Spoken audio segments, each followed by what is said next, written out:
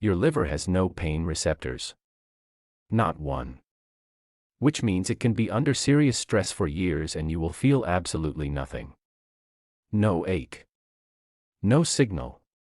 No warning. Just silence, while something important is quietly shifting inside you.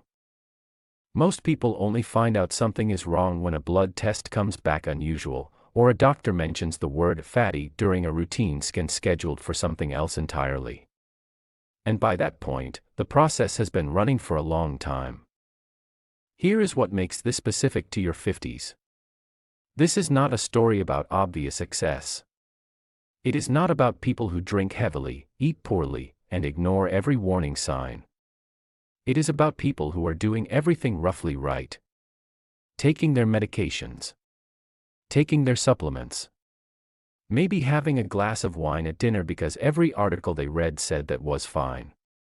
People with no reason to believe anything is wrong. And in most cases, no one ever tells them differently. That changes right now.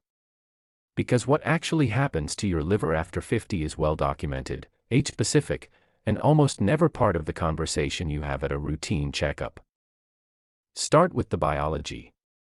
By the time most people reach their mid-50s, their liver has decreased in volume somewhere between 20 and 40% compared to its peak.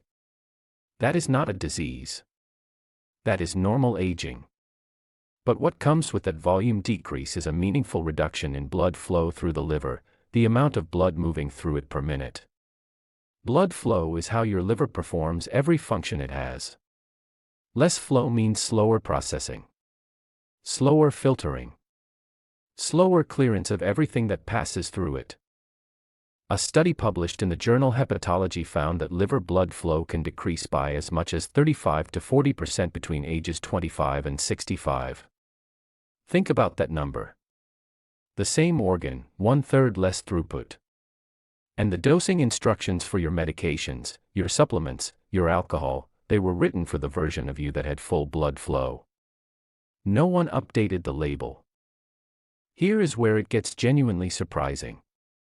The substance most commonly linked to liver injury in adults over 50 is not alcohol. It is acetaminophen. You know it as Tylenol. It is in hundreds of products, cold medicines, sleep aids, prescription pain combinations. It is the one doctors tell you to reach for when you want to be careful. The safe option.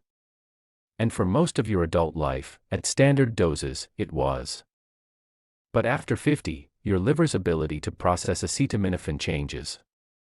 The enzyme pathway responsible for breaking it down becomes less efficient with age.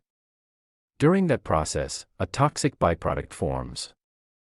In a younger, faster liver, it gets neutralized almost instantly. As processing slows, it clears more slowly. The FDA has published guidance on this. The research is consistent. And yet, most people over 50 are still taking acetaminophen exactly as they did at 35, because nothing has told them to do otherwise. Now, supplements. The ones marketed as healthy, protective, anti-aging. Green tea extract, one of the most popular antioxidant supplements in America, has been linked to drug-induced liver injury in multiple case reports reviewed by the National Institutes of Health. High-dose vitamin A, found in many anti-aging and vision formulas, is fat-soluble. Your liver stores it rather than removes it, and that storage accumulates with age. Kava, used widely for stress and sleep. Certain pre-workout blends. These are not obscure compounds in specialty stores. These are products on the shelves of every pharmacy in the country. The issue is not that they are dangerous for everyone. The issue is that after 50, your liver's buffer for handling what it is given is narrower than it used to be.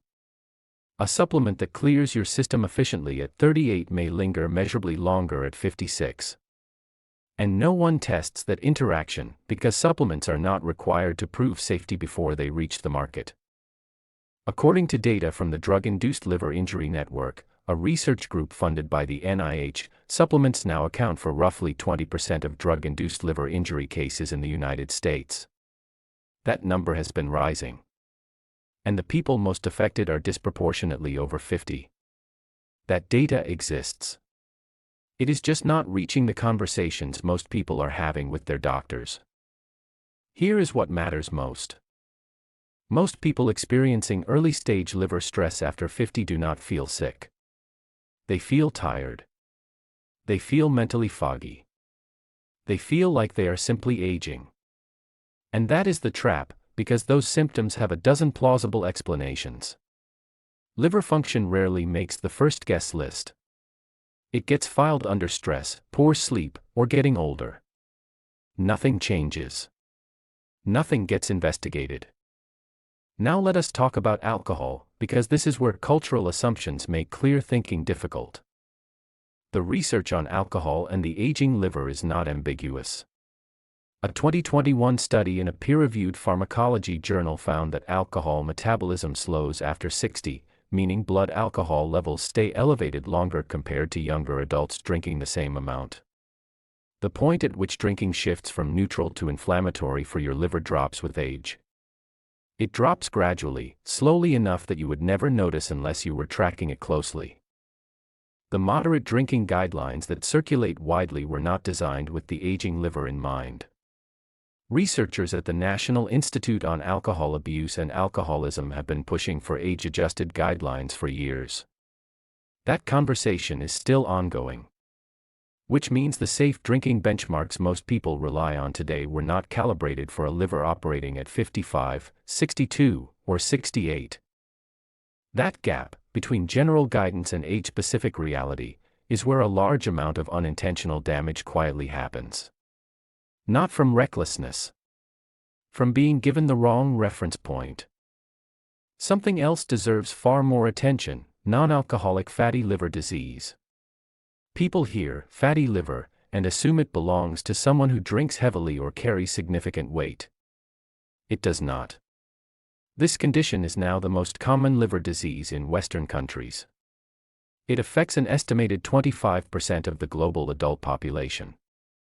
And its peak prevalence, according to data in the American Journal of Gastroenterology, lands directly in the 50 to 65 age range. This disease does not announce itself. Liver enzymes on a standard blood panel can read as completely normal in moderate stages. Most people are diagnosed during an ultrasound done for something unrelated. By that point, a meaningful number have already progressed to active liver inflammation, which carries real risk of advancing to scarring of liver tissue. The drivers after 50 are not always what people expect. Diet and insulin resistance are major contributors. But hormonal shifts matter too. The drop in estrogen during and after menopause appears to accelerate fat buildup in liver tissue. Research in the Journal of Hepatology found that postmenopausal women show faster progression compared to premenopausal women with similar metabolic profiles. That is a documented biological shift. And it is almost never part of a routine medical discussion. So what does your liver actually need from you after 50? First, a real conversation with your doctor. Not just whether your liver numbers are in the normal range, but where exactly they sit within that range and whether they have been trending in any direction over multiple tests. A single normal reading is a snapshot. A trend over 3 or 4 years tells a completely different story. Ask your doctor to show you the trend. Second, a full review of everything you take. Not just prescriptions. Every supplement, every over-the-counter product, every habit. Your doctor cannot account for interactions they do not know about. Bring the bottles. That audit, your medications, your supplements, your drinking patterns, mapped against your liver's current processing capacity, is a conversation most people over 50 have never had. It is worth having now. Third, a few evidence-based changes that go beyond general wellness advice. Caffeinated coffee has one of the most consistently supported links to liver protection in published research. A large-scale analysis in the British Medical Journal found regular coffee consumption was associated with meaningfully lower rates of liver scarring and cirrhosis. 2 to 3 cups per day is the range most studies connect to measurable benefit. Reducing high fructose corn syrup matters for fatty liver risk because your liver processes fructose directly, and sustained high intake promotes fat accumulation in liver tissue. Omega-3 fatty acids from fatty fish have shown benefit in multiple controlled trials for reducing liver fat. And consistent movement, 150 minutes of walking per week, has been shown to reduce liver fat independently of weight loss. Not as a side effect of other changes. As a direct mechanism on its own. Here is what to take from all of this. Your liver after 50 is not broken. It is not failing. It is doing something extraordinary, processing every medication, every supplement, every meal, every hormone your body produces, every single day, without complaint. The biology shifts quietly. The volume, the blood flow, the processing efficiency. And most people move through their 50s and 60s operating on assumptions built for a body they no longer fully have. Ask your doctor to look at your liver function trend over time. Ask whether your supplement list is appropriate for your liver's current capacity.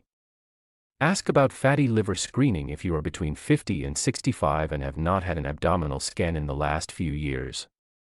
Your doctor knows your full history, they are the right person to make any actual decisions. But the conversation starts with you asking the right questions. Your liver has been working for you, without complaint, for decades. After 50, it deserves questions that are equal to the job it is doing. If this kind of content matters to you, grounded, age-specific, focused on what actually affects your health after 50, subscribe. We publish every week. And if someone you know is in this age range and has never thought about this, send them this video. Because the chances are, no one has told them either.